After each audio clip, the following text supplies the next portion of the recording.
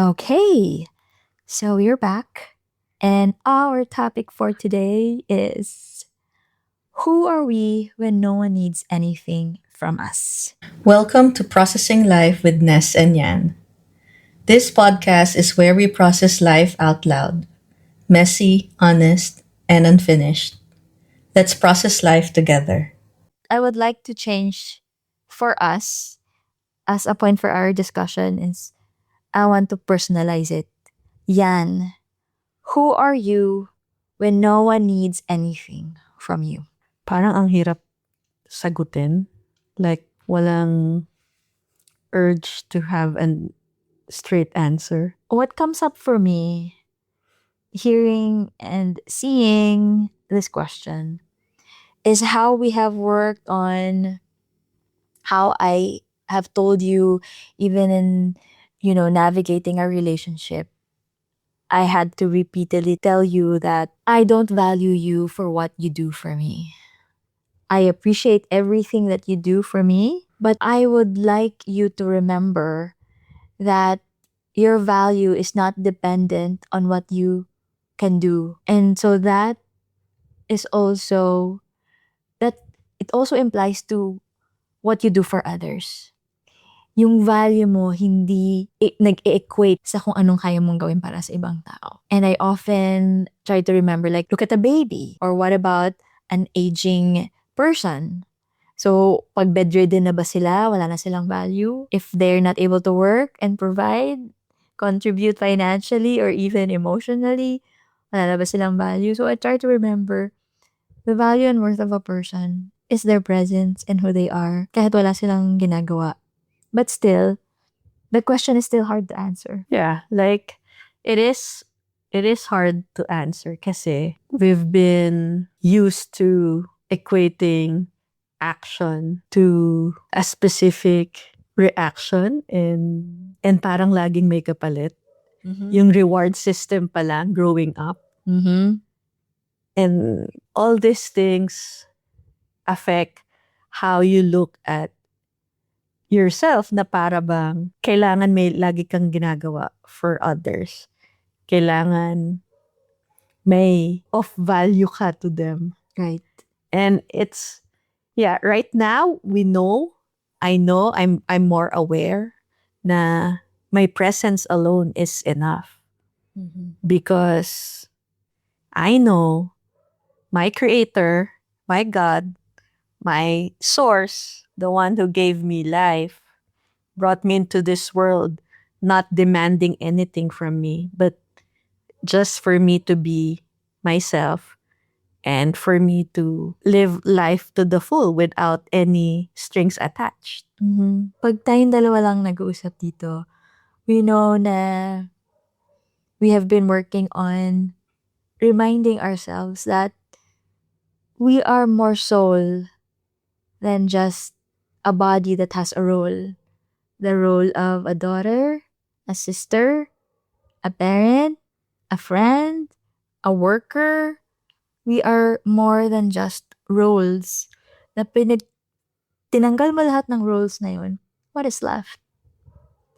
I had to wrestle with that idea because we are so attached with who we are based on how other people see us or what they can get from us or what we can provide for them, which is natural naman kasi we are, we connect. We like to have relationships. We are in different relationships in our lives.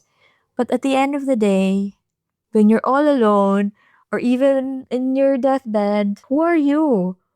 But simply a soul who will return to God. Yeah. And I think it takes a lot of awareness and constant self-checks Yeah.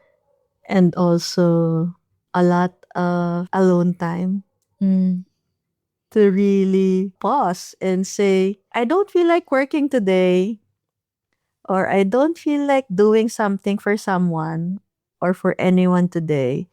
And it should be fine. It should be okay. And not feel guilty or not feel na you're doing something wrong. Right.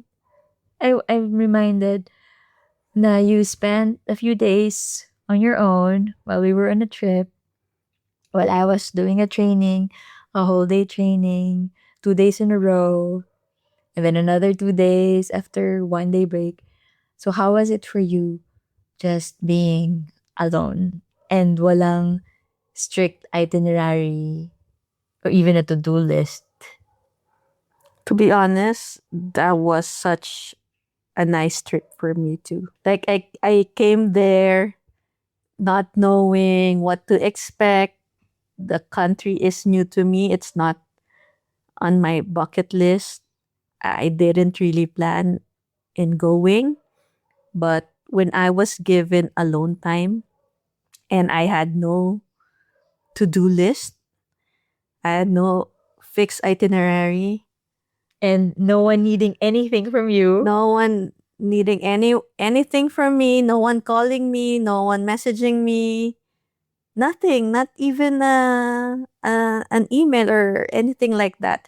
And so I kept to myself, I kept to my morning routine. I slowed down my time, took my time in every action. And in fact, I was more productive, I think, during those times na, ay, ang saya pala ng free flow. Ang sarap palang mag-decide on your own. And ang sarap pala na wala kang agenda for the day. Yeah, and you're making my point na if we are not so intertwined with our roles, kasi when you're so attached to a role, ang nakikita mo lang ay puro to-do list, right? I have to do this, do this, do this. Pero when you're so immersed in just being you or being even more mindful that you're a soul, it enriches your relationships actually. Kasi you're not performing based on a role. Hindi na performative na, oh, I have to do this kasi kaya gagawin ko to. So, you go back to your heart and say, wow, I feel so free. I know I'm a soul. Now I get to decide, okay, how can I be a partner? How can I be a daughter? How can I be a sister? How can I do this for my business? Yeah, Diba? I was actually just present. Exactly. And I was making choices on my own, not because I needed to Ask my opinion. I needed a permission, I needed Yes. to perform, I needed to be a responsible person, a responsible business owner, all the roles attached to Boom. it. Yes, boom. That's it. Yeah, so I guess I was also reminded to live life as if it was a play, like it was playtime. Na life needs to be enjoyed, not a checklist na I need to tick off. That's beautiful. Life is not a checklist. It's an experience. And I think we forget this when we get so attached with the roles that we play. And what's worse is, na hindi lang siya role, pero you're basing your life based on what other people need from you. What a life, right? Parang nabuhay ka kasi may kailangan kang tulungan, i-provide. Or kasi ito yung in-expect sa'yo, or ikaw lang yung inaasahan. Alam mo, ngayon, I don't believe that anymore, na ikaw lang ang Natatanging tao. natatanging tao. Like, I think I gained insight knowing na I am allowed to allow others to chip in, to help out, to contribute, do their best. Hindi nakasalalay ang mundo sa isang tao. And at the same time, hindi dapat mapunta sa isang tao ang burden ng lahat. ng lahat. The Like, superwoman archetype. yeah. Because we've been putting on this superwoman cape and telling ourselves na hindi, tayo lang yung makakagawa eh. Pero hindi natin alam, may mga bagay na pwede mo namang hindi akuin. And may mga bagay na pwede mong i-let go, i-delegate, or just share the responsibility or share the burden. Or if it's too much, you can drop it. Yeah. It reminds me of the most important role that I have ever had or still have is being a parent. I have always wanted to be a parent since I was a child. I knew I wanted to be a parent. And so when I became a parent, sineryoso ko talaga yung role na yun. Like, everything was for that. Naalala ko, yung teacher ng anak ko in kinder, tapos sabi niya, ito yung mga, this is what we're gonna do, ganyan-ganyan, ito yung schedule.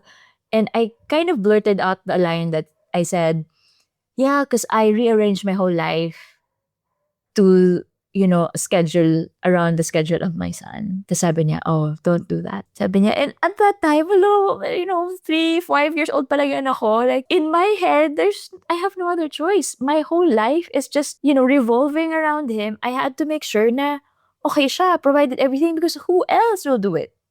You know?